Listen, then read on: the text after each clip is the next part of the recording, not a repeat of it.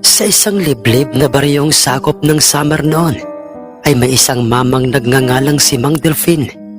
Wala siyang ibang ginawa kundi ang magpasuhol o magpaupa sa pag-aakyat ng mga niyog, magtabas at mag-uling ng mga kahoy upang mabuhay ang kanyang pamilya at mairaos sa matinding kahirapan.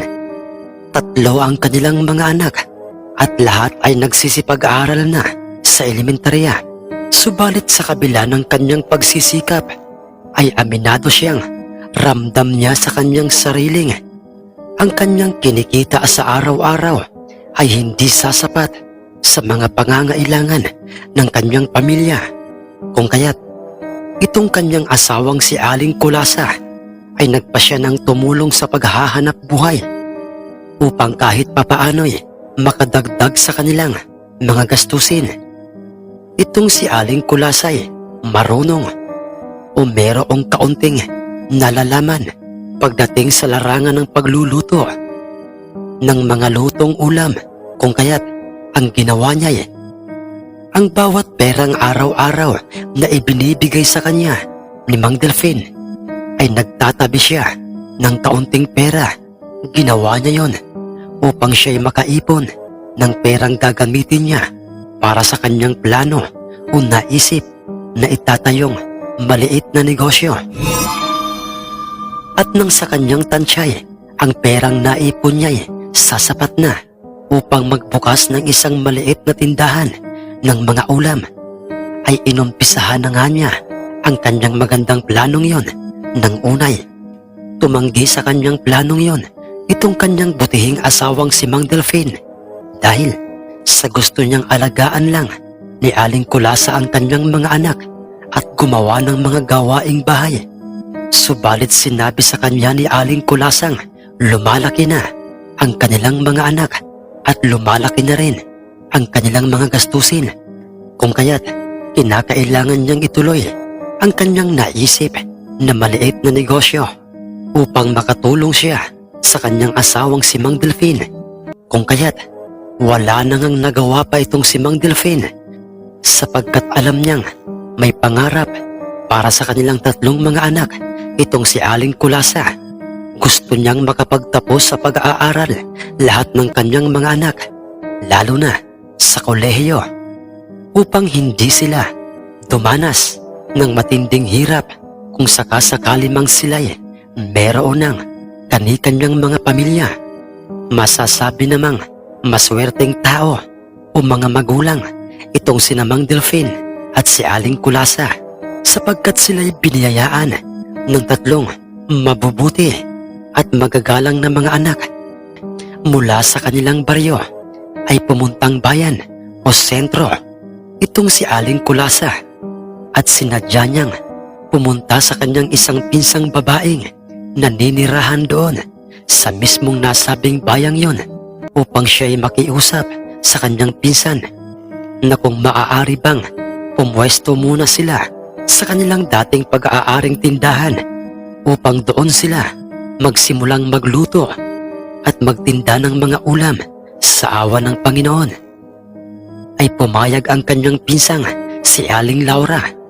Masayang ibinalita yon ni Aling Kulasa sa nooy pawisan at putiking kararating lang galing sa bundok na si Mang Delfin, kung kaya't nagtulungan silang dalawa na maglipat o maglagay ng mga gagamitin nila sa pagluluto sa nasabing pwestong yon. Sa kabutihang palad, pinahiram sila ni Aling Laura ng mga ilang kagamitang pangkusina. Araw ng Lunes, inumpisahan na nga nilang maglagay ng mga bagong lutong ulam sa nasabing pwestong yon, kung saan ay nakapwesto ang kanilang tindahan malapit sa bayan, kung saan ay maraming mga taong paroot parito. Subalit, ang naisip nilang negosyong yon ay isang malaking hamon sa kanilang mag-asawa,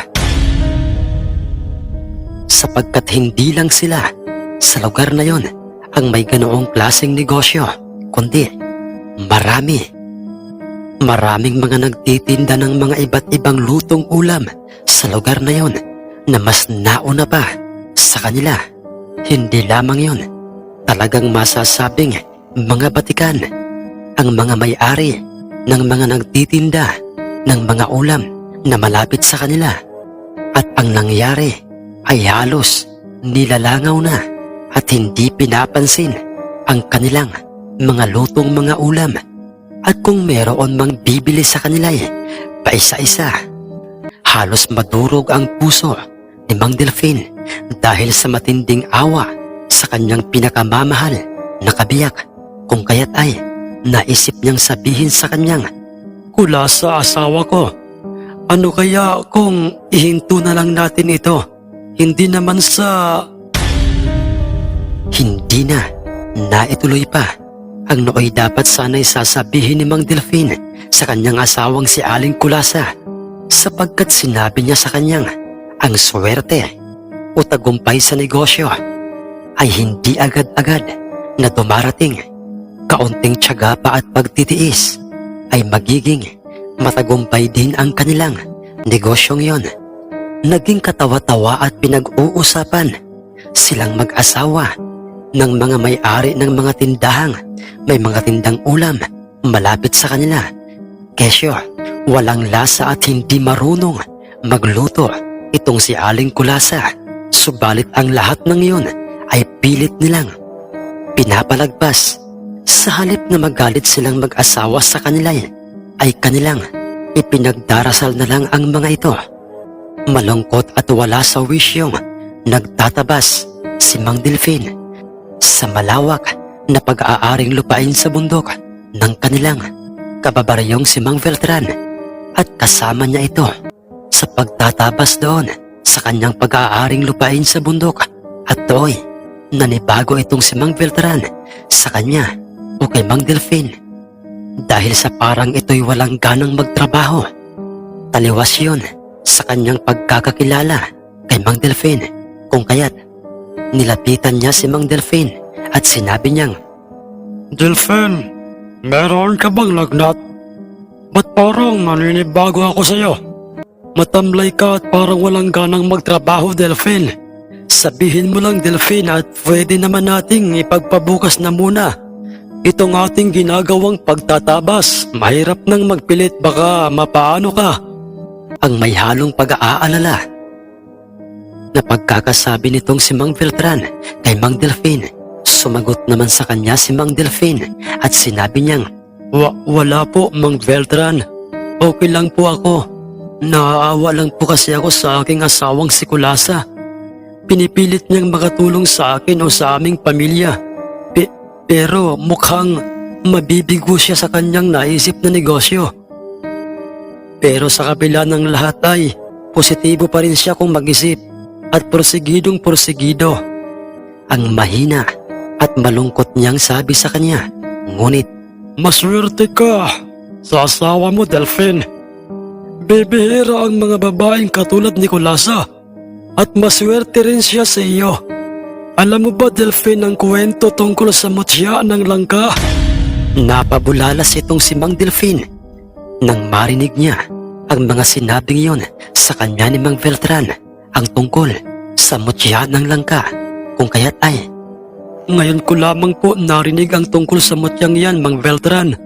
ang sagot niya sa kanya. Kung kaya't ay, Siya, sige, Delfin, halika. Magpahinga na muna tayo doon sa aking kuprahan. Bukas na lang natin ipagpatuloy ang pagtatabas. At doon sa kuprahan, doon ko ipapaliwanag sa iyo ang tungkol sa bisa ng mutya ng langka. pagkatapos na sabihin yun sa kanya ni Mang Beltran, ay magkasama na nga silang dalawang naglakad papuntang kuprahan. At do'y ipinaliwanag lahat ni Mang Beltran sa kanya na ang sino mang taong mabibiyayaan ng inang kalikasan ng mutyang buto ng langka at naging sintigas ng bato na siyang mutya ay siswertehin sa anumang negosyong hilig niya dahil mabisang panghalina ang bango ng hinog na langka sa sino mang nakakaamoy noon. Subalit ayon kay Mang Beltran, mas doble ang bisa noon sa sino mang nagmamay-ari noon kung siya'y katulad ni Aling Kulasa na porsigido na magtagumpay ang kanilang negosyo. Sinabi rin sa kanya ni Mang Beltran na kinakailangang wag na wag yun ipapakita sa ibang tao at ipagsasasabi dahil sa yun ay mawawalang bisa. At pagkatapos na maikwento yon ni Mang Beltran kay Mang Delfin, ay nagpasya na nga silang dalawa na umuwi na muna sa kanilang baryo. Subalit itong si Mang Delfin ay nagpasyang magpaiwan sa bundok sapagkat kinakailangan niyang maghanap ng mga gulay upang dalhin sa bayan at lutuin ni Aling Kulasa upang magsilbing karagdagan sa kanyang mga itinitindang mga ulam. At habang naglalakad si Mang Delfin at naghahanap siya ng mga gulayin, ay pilit na pumapasok sa kanyang isip ang kwentong sinabi sa kanya ni Mang Beltran. Ang kwento patungkol sa mutyang buto ng hinog na langka. Bagamat hindi siya naniniwala sa mga mutya, pero inisip niyang sana'y makakita siya o mabiyayaan siya ng ganoong klaseng mutya. Nasa ganoon siyang kalagayan habang iginagala niya ang kanyang paningin sa gubat na yon nang biglang, Ha? Anong bango yun? Ang bangong yun ay parang galing sa isang hinog na langka. ang sabi niya sa kanyang sarili, kung saan ay sumakto namang meron siyang natatanaw na isang punong langka di kalayuan sa kanyang kinatatayuan.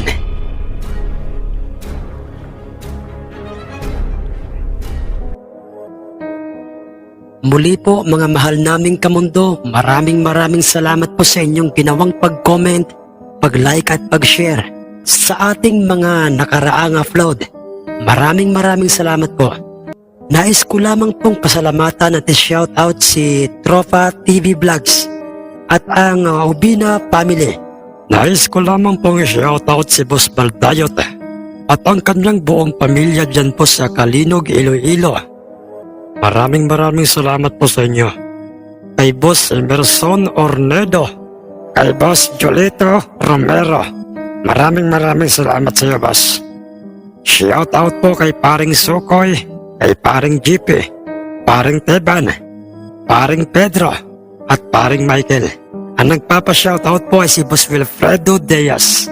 Shoutout po kay Boss Jerome B. Arnaez ng Samar. Kay Boss Roel Mendoza ng Silang, Cavite. Salamat po kay Boss Melchor Recta, kay Boss Jana Agustin, kay Boss Henry Tamigin ng Davao City, kay Boss Jiffy TV Vlogs na palagi pong nakikinig sa atin dyan sa Fairview. Maraming salamat po sa inyo, Boss. Kay Boss Tony Villaruel, maraming salamat po, Boss. Nais ko lamang pong i-shoutout si Boss RJ Vlogs. Boss, maraming salamat po sa inyo. Kay Boss Fernan Nadera ng Pagsanhan, Laguna. Boss, maraming salamat po. Kay Boss Bro Rex TV. Boss, maraming salamat po sa inyong suporta. Kay Boss Maita Alutaya. Boss, maraming salamat po sa inyo. Shoutout po kay Boss Ronaldo Osoleta. Boss, maraming salamat po. Shoutout po at maraming salamat po kay Boss Iking Banlaygas. Boss, maraming salamat po. Kay Boss Angel Simbulante at sa Family Simbulante from Obay, Cabancalan City. Maraming salamat po mga boss. Shoutout po kay Boss Rafaelito Arnaez Villaram. Boss, maraming salamat po. Shoutout po kay Boss Kevin Dicap. Boss, maraming salamat po. Shoutout po kay Boss Mateo Diaz. Boss, maraming salamat po. Kay Boss Giovanni Magiriano, kay Ma'am Pia Arnaez Jans, kay Boss Francis Sit at sa kanyang mga tropang palaging nakikinig sa ating kwentong sina Boss Jomar, Boss Obyong, Boss Maki, Boss Ronnie at si Boss Kenneth. Maraming salamat po sa inyo mga tropa. Kay Boss Wilfredo Diaz, kay Boss Jonas Francis Paragas, kay Boss Victor Ticala, kay Boss Rene Abalos, kay Boss DJ Diren Galido, kay Boss Merwin Olive, kay Boss Jat Magdas, kay Boss Hermelito Baloya, kay Ma'am Melrose Popas, kay Ma'am Eden Valiente at sa kanyang buong pamilya dyan po sa Caloocan, kay Mama Michelle Oxteros at sa kanyang buong pamilya, kay Boss Giobel, kay Boss Borleng Lawrence, kay Boss Laguda Erle, kay Boss John Gavin Moneva, kay Tokayo GC Candelaria, kay Paring Gerard Bacaresa. Pare, maraming salamat sa iyo. Kay Kuya Erms Whitey, kay Boss Nora Abbas, kay Boss Iga Norquewa, kay Boss June Alcantara, kay Boss Rolly Bangkaya, kay Boss Ronilo Romo, kay Boss Silvania 69 Gaming, kay Boss Angelo Crelego, kay Ma'am Ginaline Bersosa, kay Tol Jimmy Ray at sa kanyang channel na ang Mahiwagang Baston, sa aking darling na si Ma'am Chris Apple, kay Boss Mark De La Cruz, kay Boss John Hiccup, kay Boss G Samudio, kay Boss Gerald Bacolod, kay Boss Malvin Esguera, kay Ma'am Janly Carte, kay Ma'am Rosie De Mesa, kay Boss Amer, kay Ma'am Resel Grato, kay Boss Sigma, kay Ma'am Jocelyn Bregente, kay Boss Guillermo Banaga, kay Boss Julie Rubion Paliana, kay Boss Louie Orolpo, kay Boss Solomon Villeta, kay Boss Patrick Hernandez dyan po sa Candabong, Alcantara, Cebu, kay Boss Joy Earl, kay Boss Jik Alcala at sa kanyang anak na si Jackia Mata, kay Boss Emiliano Rapolos, kay Ma'am Pay Diaz, kay Boss Edwin Duran, kay Boss Nelson Enfleo, kay Boss Giovanni Almanon, kay Boss Feli Rivera Remundo, kay Boss Chit Bayot, kay Ma'am Milit Mayo Kaskayan, kay Boss Lenar Elfas, dyan po sa Bicol. Shoutout po sa inyo, boss. Kay Boss Efren Abadiano, kay Boss Sammy Baklas, kay Boss Gavin Neras, kay Boss Chris Batok, kay Boss Rodilio Ledesma, kay Boss Backyard Breeder,